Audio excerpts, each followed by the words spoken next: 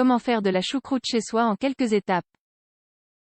En plus d'être un probiotique, la choucroute est riche en antioxydants, en vitamines, en fer et en magnésium. Sans oublier que son goût est également incroyable. La choucroute est une recette caractéristique de la gastronomie d'Europe centrale, un aliment très connu partout dans le monde. Il s'agit d'un probiotique élaboré à partir de choux fermentés. Préparer de la choucroute chez soi est simple et économique. Vous pouvez donc bénéficier très simplement des propriétés des probiotiques. Dans la suite de cet article, découvrez comment faire votre propre choucroute maison pas à pas de manière simple et claire. La choucroute. Grosso modo, la choucroute, c'est du chou fermenté. Le terme « choucroute » provient d'ailleurs du terme allemand « Sauerkraut » qui signifie « chou acide ». Pour préparer de la choucroute, vous n'aurez donc besoin que d'eau et de chou. La choucroute est tout simplement le résultat de la fermentation des feuilles de chou dans de l'eau salée. C'est aussi simple que ça. Bien plus qu'un probiotique.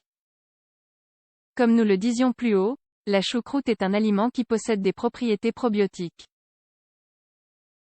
Cela veut dire qu'elle contient des micro-organismes vivants qui apportent des bienfaits pour notre santé digestive, il stimule les enzymes digestives, il facilite la digestion et renforce, qui plus est, l'immunité de la muqueuse intestinale. Les probiotiques se développent de manière naturelle dans les produits fermentés. Nous les trouvons donc dans de nombreux aliments, tels que yaourt, kéfir, tempeh, certains types de fromages. Les types de probiotiques les plus étudiés sont les Bifidobacterias et Lactobacillus, L. casei, B. Bifidus, etc. Mais il existe bien d'autres types, lesquels n'ont pas encore été étudiés en profondeur. Par ailleurs, les propriétés probiotiques ne sont pas les seules propriétés bénéfiques de la choucroute. La choucroute contient également des vitamines C, B et K. C'est aussi une source de fer et de magnésium. Elle contient aussi des antioxydants tels que la lutéine et la zéaxanthine, des antioxydants importants pour la santé oculaire. Enfin, la choucroute est aussi riche en sodium. Si vous faites partie des personnes qui doivent limiter leur consommation de sodium, nous vous recommandons d'éviter de consommer de la choucroute. Recette de choucroute maison. Ingrédients. Comme nous le disions un peu plus haut, pour préparer de la choucroute, il faut seulement quelques feuilles de chou et de l'eau salée. Un chou vert. Vous pouvez également utiliser du chou rouge, mais la recette traditionnelle est à base de chou vert. 15 g de sel pour 1 kg de chou. Le sel de table n'est pas la meilleure option. Préférez le sel marin, 2 ou 3 carottes, optionnel. En plus de ces ingrédients, vous aurez également besoin d'un récipient hermétique ou d'un pot en verre pour conserver la choucroute. Préparation. Les légumes. Tout d'abord, nettoyez bien le chou. Pour obtenir la meilleure fermentation possible, choisissez seulement des feuilles en bon état. Retirez donc les parties noires des feuilles ainsi que la tige et la grande partie blanche du cœur. Coupez ensuite les feuilles en très fines bandes. Une fois que c'est fait, vous pouvez peser le chou afin de savoir la quantité de sel dont vous aurez besoin.